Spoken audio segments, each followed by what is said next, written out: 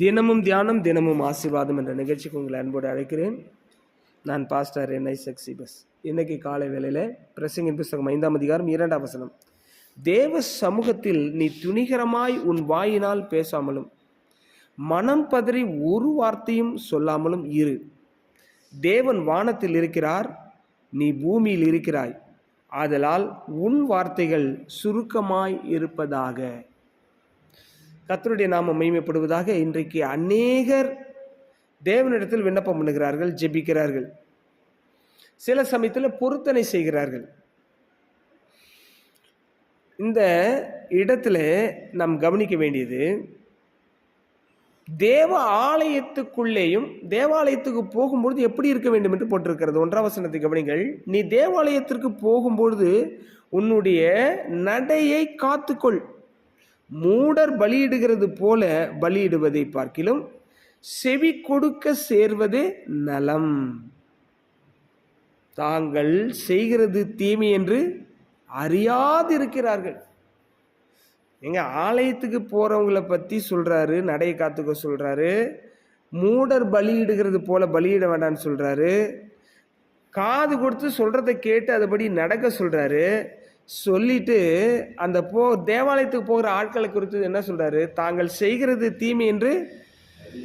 அப்படின்றா வசனம் கேட்கறது ஒன்று, வாழ்க்கையில வாழறது ஒன்று.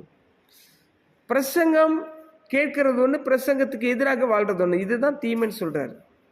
அதனால்தான் 2ஆம் வசனம் எச்சரிக்கிறாரு, தேவ சமூகத்தில் நீ துணிகரமாய் உன் வாயினாலே பேசாதே, மனம் பதறி ஒரு வார்த்தையும் சொல்லாதே.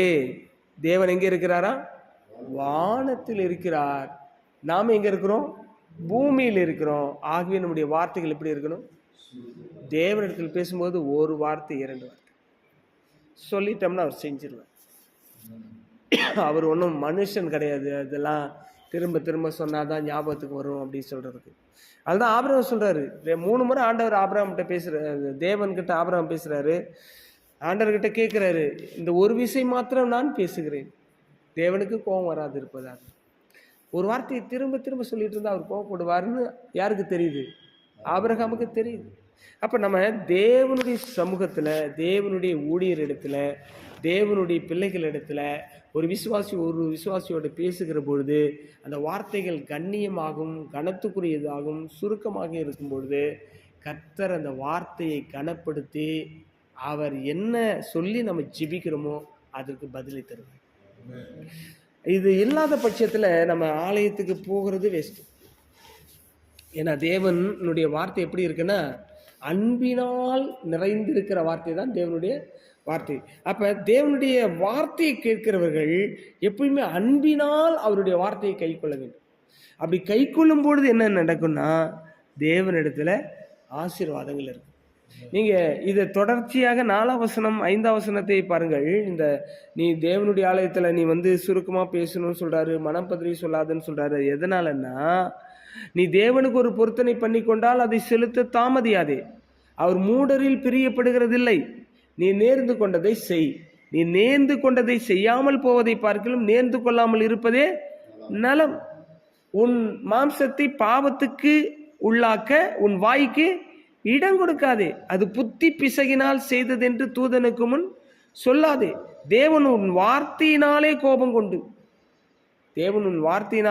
கொண்டு உன் கைகளின் கிரியை அழிப்பானேன் அப்படின்னு சொல்லியிருக்க. ஆக தேவனுடைய சமூகத்துல பேசும்பொழுது எந்த ஒரு விஷயத்தையும் சபையோடு தொடர்புடைய விஷயங்கள், தேவனோடு தொடர்புடைய விஷயங்கள், ஊழியங்களோடு தொடர்புடைய விஷயங்கள், ஊழியக்காரரோடு தொடர்புடைய விஷயங்கள் ரொம்ப ஜாக்கிரதையாக யோசித்து நாம் ஆண்டவரிடத்தில் கேட்டு பேசும்பொழுது அது நன்மையும் செம்மையுமாக இருக்கும். அது ஆசீர்வாதத்தை விளைவிக்கும். கண்களை மூடி ஆண்டவரை நோக்கி பார்ப்போம். எங்கள் அன்பு நிறைந்த தகப்பனே, இந்த நல்ல காலை வேளைக்காக நன்றி. நாங்கள் எப்படி வாழ வேண்டும், எப்படி பேச வேண்டும், எப்படி இருக்க வேண்டும் என்பதை எங்களுக்கு போதித்திருக்கிறதுக்காக ஸ்தோத்திரம். இந்த காலையில் இந்த சத்தத்தை கேட்கிற ஒவ்வொருவரையும் அப்படியாக ஆசீர்வதித்து அவர்கள் நடக்க வேண்டிய பாதையிலே நீர் செம்மையாய் அவர்களை நடத்தும். அவர்கள் வாயின் வார்த்தையினாலும் உண்மை கோபப்படுத்தாதபடி காத்துக்கொள்ளும். உடைய நாமத்தை மேம்படுத்தும். ஆசீர்வதி. இயேசுவின் நாமத்தை ஒப்பு கொடுத்து ஜெபிக்கிறேங்க நல்ல பிதாவே. என் ஆத்துமாவே கர்த்தரை ஸ்தோத்திரி, என் முழுவதுமே பரிசுத்த நாமத்தை ஸ்தோத்திரி. என் ஆத்துமாவே கர்த்தரை அவர் சகல வாங்க மறவாதே. ஆமென்.